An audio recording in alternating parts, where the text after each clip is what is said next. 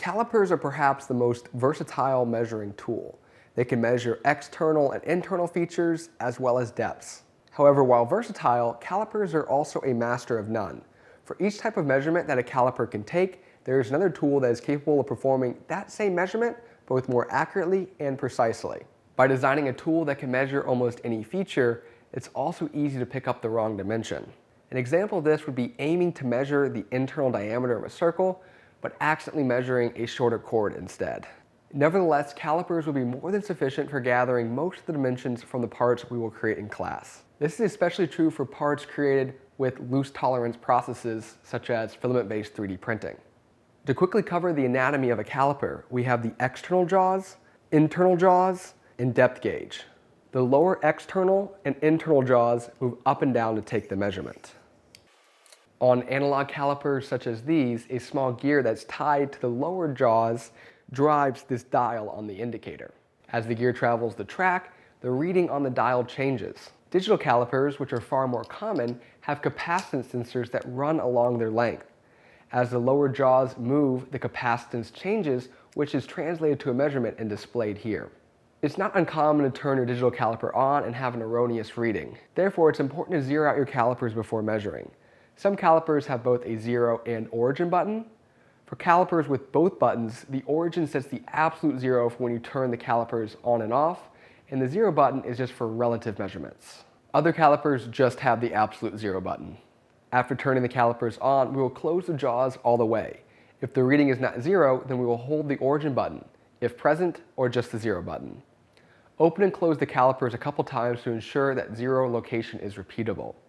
Now is a good time to point out that when using the thumb screw to move the lower jaw, that a significant amount of force can be generated on that jaw. This can cause the part that you are measuring to be deformed, or even cause the jaws of the calipers to deflect. Here you can see that if I push too hard on the thumb screw, my origin reading appears to be incorrect. Be careful how much force you place on that thumb screw. The top screw locks the movable jaws to retain a measurement. If you're having trouble moving the calipers, check this screw first. When fixing the lower jaws, you do not need to crank down on that screw. A small amount of force is sufficient. You also don't need to back the screw all the way out to allow for free motion. This is a great way to lose the screw. Let's perform the 4 types of measurements with calipers. This is a gauge block with known lengths. In this case, it's 0.55 of an inch. I can use this to practice the external measurements of the caliper. I'm looking for the shortest length without applying an excessive amount of force. When you know the distance that you're measuring, it's tempting to apply the amount of force that's going to get you that measurement. But that's not good. You need to remember that calipers are not the most accurate measuring device. It's not uncommon for them to be 5/10 or even 1/1000 of an inch off.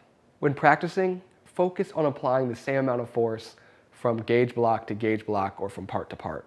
Now these gauge blocks are very smooth, so it's easy to get a nice perpendicular measurement, but on rougher surfaces you really have to be careful that your calipers are not angled, because this would result in an oversized measurement.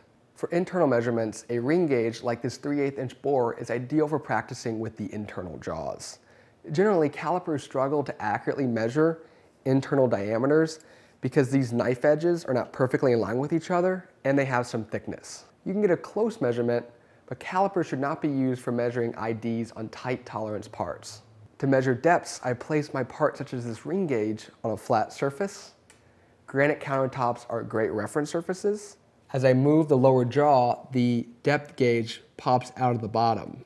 We will then press down until the bottom of the caliper is resting on the top of the ring gauge. And there is your depth measurement. The final measurement type is the step measurement. This measurement is taken on the back of the calipers between the ledge of the movable jaw and the top of the fixed jaw. If the part geometry allows, and this is another approach to measure depth.